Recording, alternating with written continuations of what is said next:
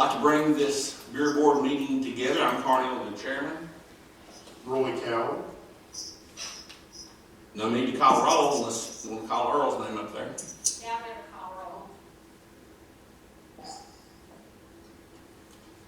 roll. Chairperson Story, Here. Vice Chairperson Wilson, Here. Board Member Ezell, Board Member Cowan, Here. Board Member Massendale.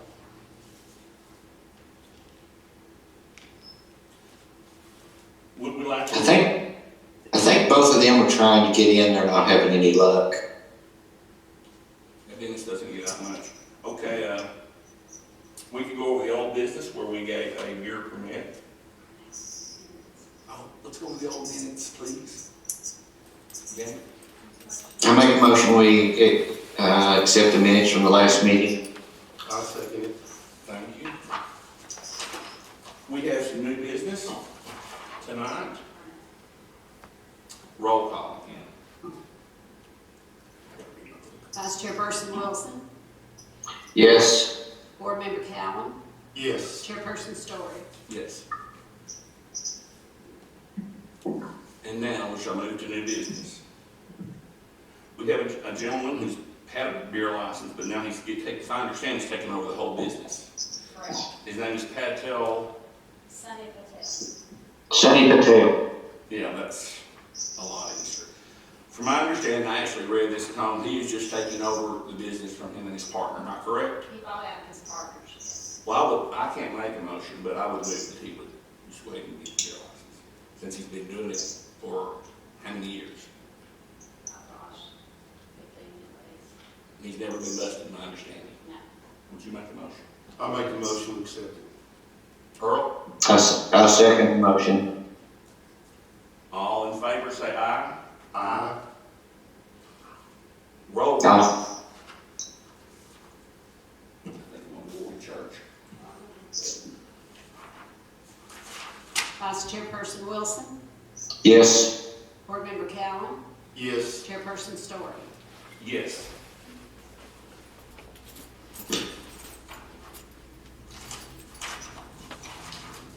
And now, are we ready for the new business?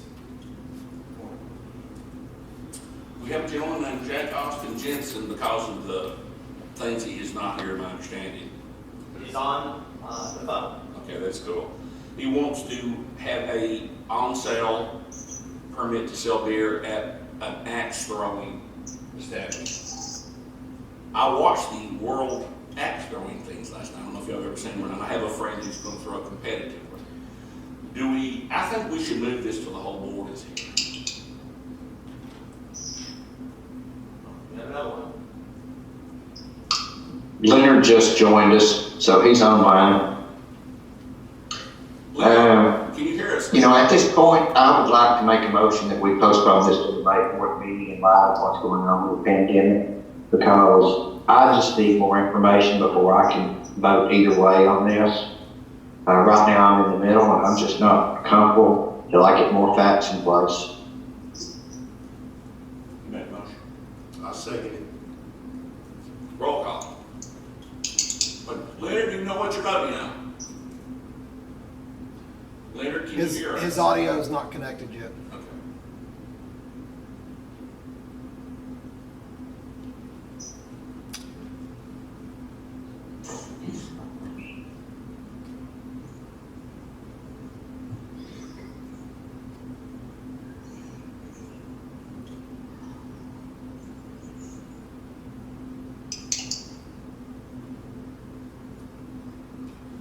I didn't know Armstrong was a thing. I've got 3 clients who really want to. Oh, here we all are up at the top of the page too. All right, we can hear you, Leonard. Leonard, let Larry me, can't hear. can you hear us? Turn your volume up.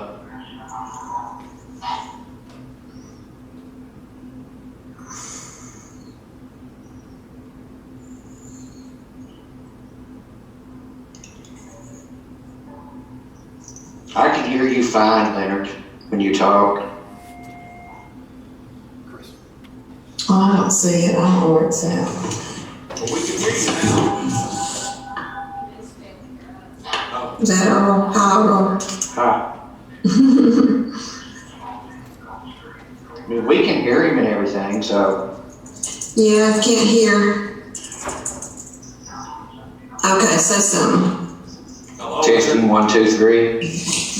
Hey, we got you, Miss Earl. Okay, all right, we got Leonard. Leonard, we have a motion on the floor, we'll go over it again. There's a place in East Ridge, the gentleman's name is Jake Austin Jensen, he's on the phone. He'll have 50% ownership, I think. I can't hear him. Nothing else I'm good. Nothing Use an else. earphone. Sorry. Mr. Chairman, I'd also recommend that you let the gentleman speak that is called in. That way he can provide an explanation before we move forward with that. Earl, Leonard, you're about to hear the gentleman that's applying for the permit to sell beer by the drink at the axe throwing establishment, so put him on. Okay. Go ahead, Jay.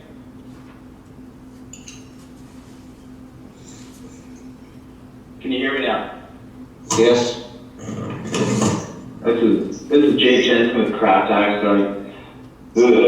Apologize for not being able to get video going at the current moment, but when I introduce myself and answer any questions, as well as kind of elaborate on our concept and kind of safety measures that we take and obviously how we operate our business. So I'll start with kind of giving you an overview of axe throwing. So we started and opened our first facility in Greenville, South Carolina in March of 2018. At that point, we were going to achieve what we basically an entertainment concept where we focus on the sport of axe throwing. So there's several leagues out there we're a part of as well. And as we got into this realm, we enjoyed seeing Topgolf model very similar to ours, where people go out to experience the sport and complement that sport with beer, bringing friends together, bringing family together, and having a good time within the entertainment space in that realm. As we moved in, honestly, we looked at several different things as far as safety, because that's obviously a big concern when monitoring individuals with sharp objects or golf clubs or anything else that individuals are using within a facility. Our concept, we've gone from the design of our layout of our facility where there's only one target closed by fencing, all the way to our training and the interventions that we take for training actually the customers as well when they come into our facilities. So we've taken a lot of that into consideration, have elaborate plans, obviously shape more and more with experiences facilities. So to date, we have 6 locations open and have built an amazing team within our Craft Axe company, and then also entertains several thousand guests through our facilities as well. From that point, I'll kind of open it up to questions. I mean, obviously, without pictures or in front of you guys, you probably have a wide variety of questions at hand that I can definitely answer for you guys as well. Questions from the floor, I have a couple. Earl, do you have any questions? Well, I'd like to know how you're going to monitor the alcohol intake and how you're going to determine if someone is sober or inebriated. Are you going to cut them off at 2 beers? To be in compliance with state driving laws of .08. I just see a lot of liability here, and I don't, I've talked to people all across the country in the last 3 or 4 days, and the vast majority I've talked to, they've had concerns. And this is people that participate at throwing in places from Wisconsin to Texas to Atlanta to Chattanooga and other places. There's just, and as Carnell is, he's the leader, but I have concerns. I think that I would like to see one of these venues. I know we have one here in Chattanooga. Today, I'll just tell you right now, I can't vote yes. And that's where I'll leave it right now. Leonard. I just have safety concerns for the people that are in there. I don't know how you're going to monitor alcohol intake. If you've got any answers for those, explain them to me now. Yeah. Yeah, let me elaborate a little bit further on kind of the internal processes and how we monitor, how we go through the training. So as guests arrive at our facilities, obviously we have the right and we give our employees the right to deny service to anyone. So we take it very seriously, the safety of our guests, our safety of our team members as well, taking into that consideration. To date, I've only had one customer where we've only turned away one customer, and that customer left us a bad review saying, hey, we limited him in saying he couldn't participate in the sport of axe throwing. And I have no problem responding to that review with our company policies, allowing the employees to make that call if they even have any hesitancy in regards to that. At our facilities, when the guest is checked in or when the guests are checked in, we go through a safety briefing. So we have a bullet points that sit in the lane as far as no alcohol in the lanes. In one of our facilities, we did have a drink limit due to a city council. We exercised a year with them on that policy, and then they lifted it. And the other thing that you have to consider as well is the safety. And then we also have instructors that monitor and help throughout that process. Safety and instructors within our lanes, not just front counter or individuals taking care of board changes and walking guests to and from their lanes. So those instructors are usually at a ratio of 1 to 4. So 1 instructor to 4 lanes. And so they're able to overview, watch any safety concerns in which, again, they have the full authority to remove guests if they aren't participating safely and abiding to our company policies of safety there. The other factor that we look at is 90+% of our guests are only in our facilities about 1 hour and 10 minutes. So there's a check-in process, a safety, and an instruction process through that. And most of our guests are obviously, they're paying for a time slot. So they have from, let's just say 5 o'clock to 6 o'clock p.m. They come in and throw axes during that period. Somebody who's going and sitting at the bar throughout that 45 minutes, obviously only has 15 minutes of throw time. So that we don't make our facilities conducive to a bar. The beer is just a complement to the snacks and the entertainment side. So on average, our guests are only consuming about 1.25 beers if you average it out. So there's very limited beer intake at our facilities. And then our sales also reflect that. So at all of our facilities, we've never pushed the sales of our beer over 15%. Last I looked at every facility breakdown. So again, it goes to show like our primary income and source is not beer, and we never want it to. That's why we're trapped axe throwing. Axe throwing is really our primary focus there. And then the other factor is so the length of time that really only there for a certain amount of time throwing, and then they obviously go to the next where they're going there in their evening. The other thing is our hours of operation. So as you look at all of our facilities, we're not open even on Friday and Saturday past 11 o'clock p.m. One, we do that because we don't want the liability. We don't want somebody going to a bar at 10 o'clock and coming to our facility at 11 o'clock already inebriated. So we kick them out anyway at that point. So the last individuals that come to our facility are coming in at 10 o'clock is the absolute latest they can come and throw for an hour. Are given hourly rates there. So those are some of the onlooking, and then obviously we have all of our staff trained. So I can go into a little bit more detail on the training. We go above and beyond. We make all of our bartenders go through TIPS, the online program, training and intervention procedures. So obviously identifying, and then we also obviously look at the city and state if there's any additional training that needs to be done in the city, stateside. They're going through that in addition to the TIPS program that we mandate for our bartenders, so on and so forth. So I hope that gives a little bit more clarity on the processes and systems that we have set up. But any other questions in regards to that? Leonard, do you have any questions? Well, my only question was, I heard him say you only have it for 1 hour. the lane for 1 hour, and can you drink while you're throwing the axe? We do allow patrons to, yes, have a drink at their, we have tables that are set up kind of routed, similar to a bowling alley setup. We don't allow customers to hold a beer while throwing an axe. But after they throw and they're waiting for their next throw, yes, we do allow that in our facilities. Okay, I understand that.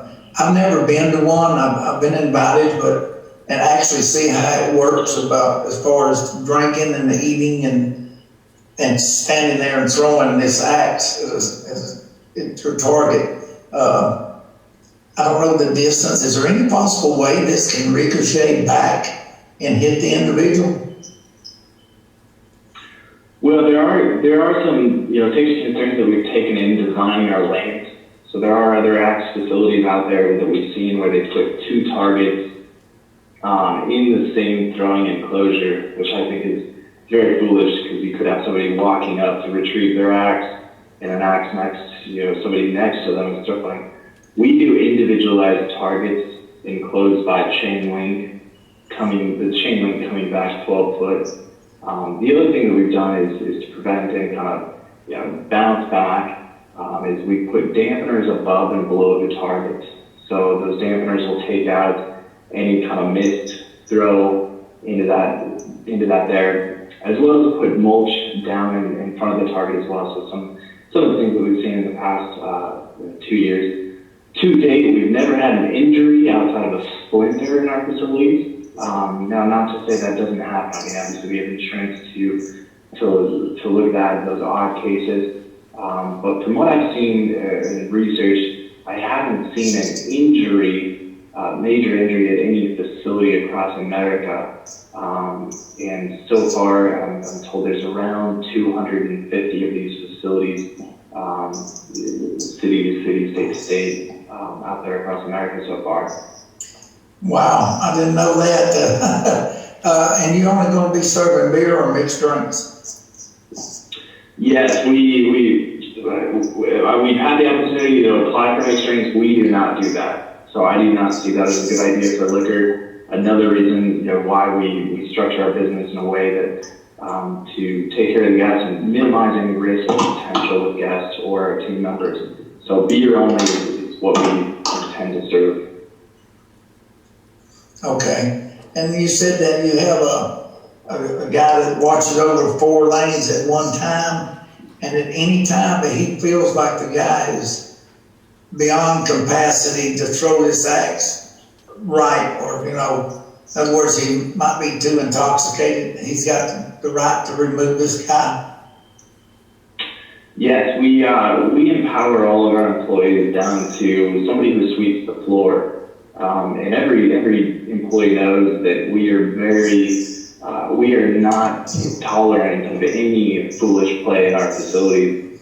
And so again, it goes to kind of our core principles of caring. We care for our team members just like I care for my sons and daughters, and so on and so forth. And we want everyone in our facility, guest, team member, prospect, onlooker, to practice safety. Obviously, everyone knows coming into the facility, there are those hesitancies. But once you get in and see the facility, I think there are some enlightening points as far as the lane design and what measures we've taken to reduce or minimize any risk or liability to individuals. Okay, Bronson, how many lanes will you have? I'd have to get back with the individual who's designing our facility currently. I believe in Eastridge there, we're shooting for 10 lanes. So with that, we'd be looking at two to three individuals that are constantly monitoring the lanes and the safety training process in that facility. Okay, that's not too many lanes. And how big is your establishment totally? Totally, I'd have to pull that up. I apologize in that regard. Somebody else works on design of the new facility there. can definitely grab that before the end here if you have another question for me to answer. Have you seen the videos on YouTube of people where the axe bounced back and ricocheted off your dampering effects? I've seen, that's actually one of the reasons why we kind of led that path. We saw it bounce back early, it was probably about 8 months ago. And we've gone to the extra measure of putting those dampeners in on the top and bottom of our facilities.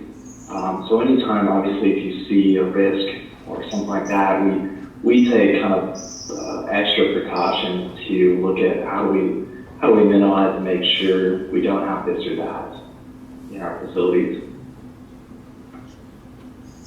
Okay, you mentioned you were going to have approximately 10 lanes and one person would encompass supervising 4 lanes. So the math doesn't add up there to me. As far as kind of the ratio that we have. Right, you said one person would supervise 4 lanes, be your employee that shows the person how to throw the axe and things like that.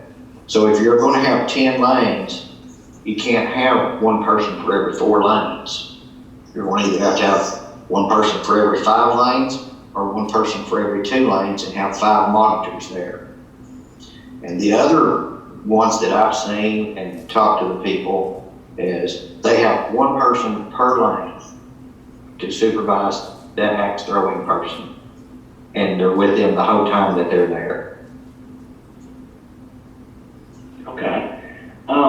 We do the 1 to 4 and 1 to 4 lanes. So at that facility, if we have 10 lanes, we'd be having 2 to 3 individuals at all times that focus on the instructing safety.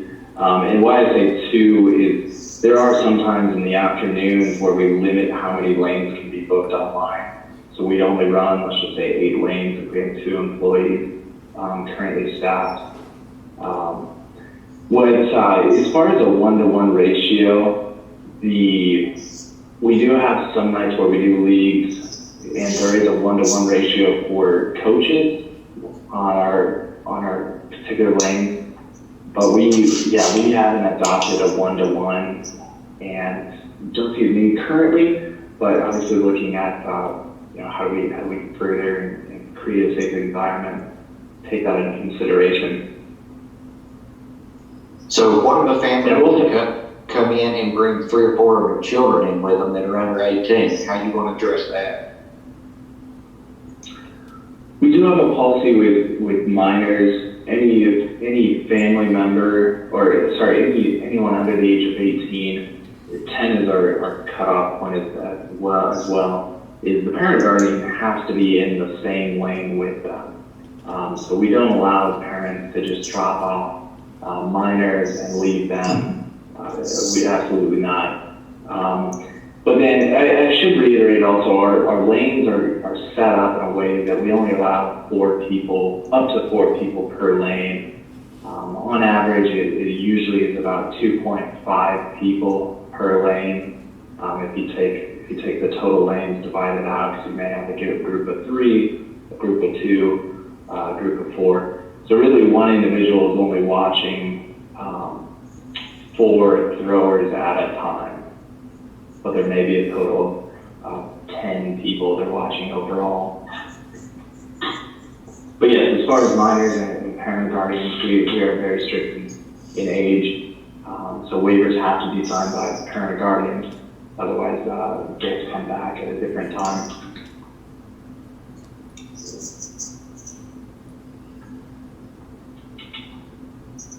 Okay, I have one question about the food. You're gonna have a fairly decent menu. As far as food and how we operate with that, we basically look at it as snack finger foods.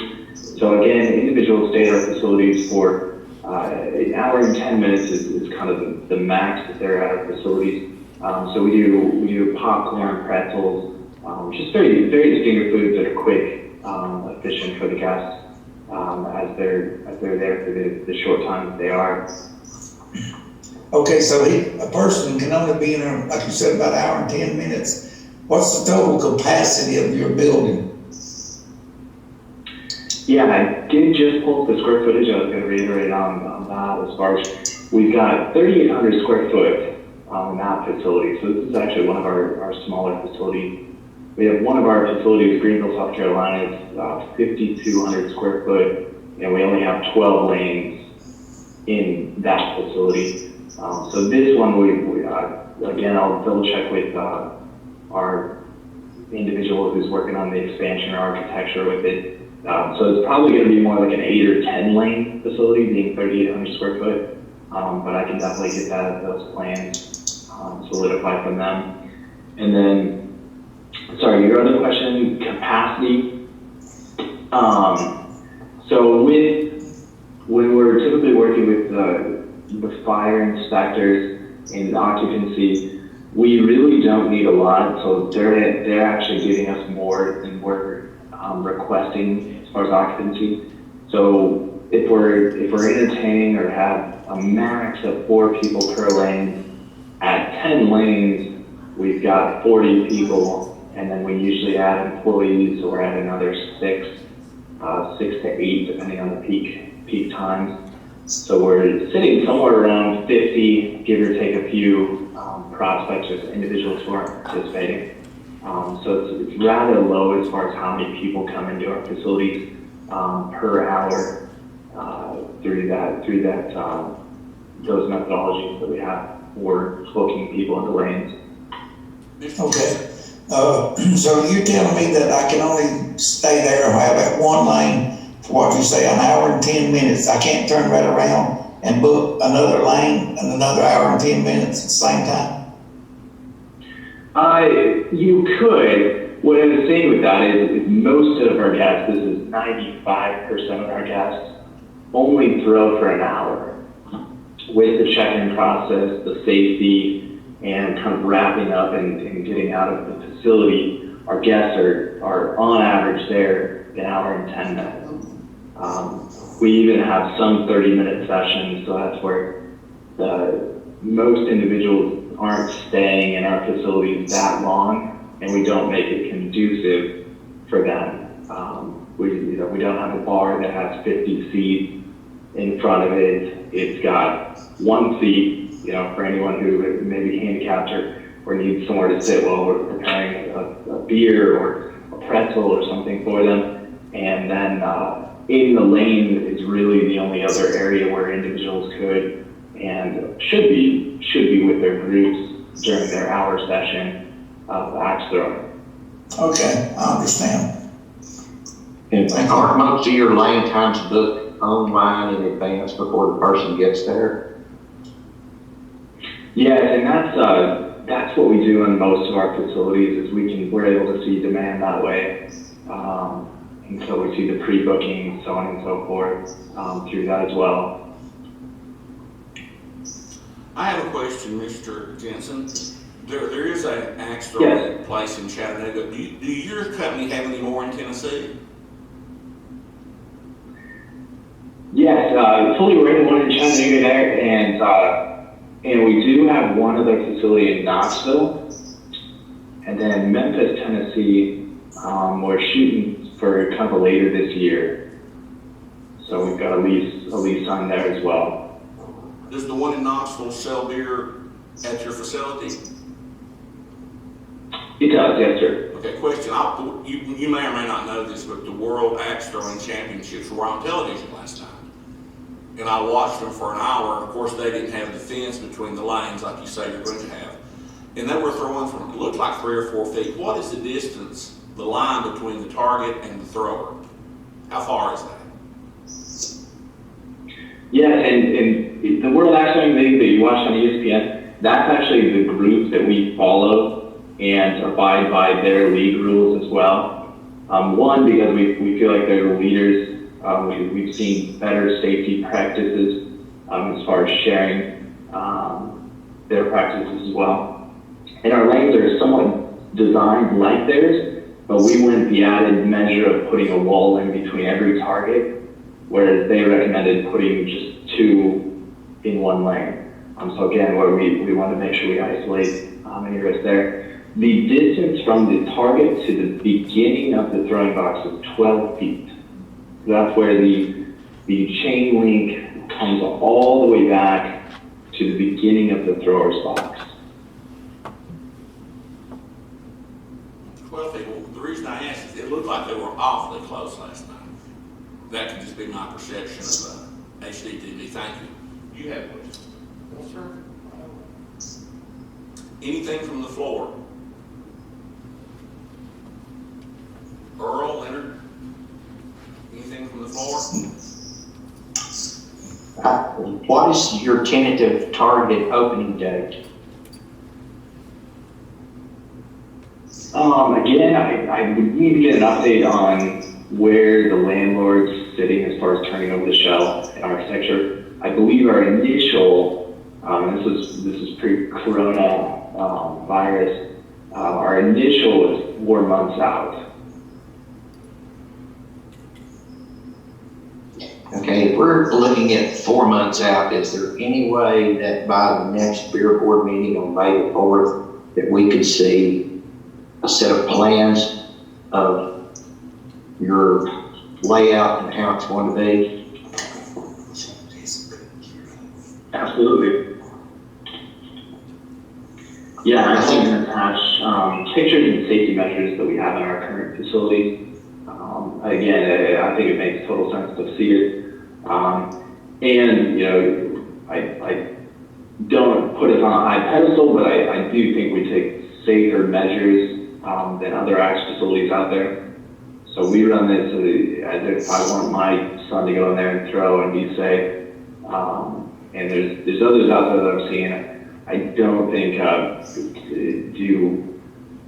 do a good job of protecting the public and protecting their team members with kind of the practices there. And so having experience coming from other businesses as we've grown locations, you know, we take that very seriously as how we create sustainable, community-driven businesses to add entertainment and other concepts that are fun and entertaining for the communities. So yeah, I can definitely get some layouts over to you with pictures so we get to get a better representation of what our facilities look like and how it interacts. Absolutely. To me, it would be useful because right now it's just kind of like I'm driving a car with a blindfold on. I have to see things to understand it, and I know we didn't plan for this pandemic, and that throws a curve in things. You know, yes, sir. I understand. I think we're flexible. You know, we're open to new businesses coming to town. The main thing is the safety and to make sure that we don't increase anybody's opportunity with dangerous, deadly weapons to hurt someone else. And, you know, that's where my concern lies, is the safety. So, with that being, I can definitely prepare that. with that being said, I had placed a motion on the floor earlier. I need to withdraw that motion, so we're staying in Robert's Rules of Orders. At this time, I would like to make a motion that we table this to the May 4th meeting if we're able to get together, or at a time where Janet can at least send us architectural renderings or so forth, or we can see them somehow. That would just, you know, make it a little more comfortable for me. Do I hear a second to Mr. Wilson's motion? I'll second it. Roll call?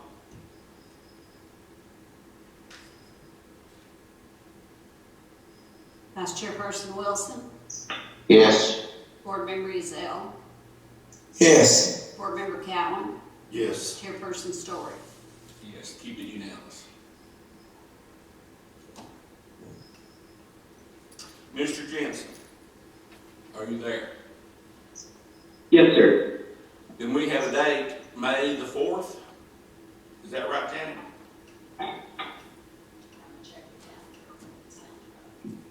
I will plan on that, and I will send over resources ahead of time, especially if coronavirus is still in place.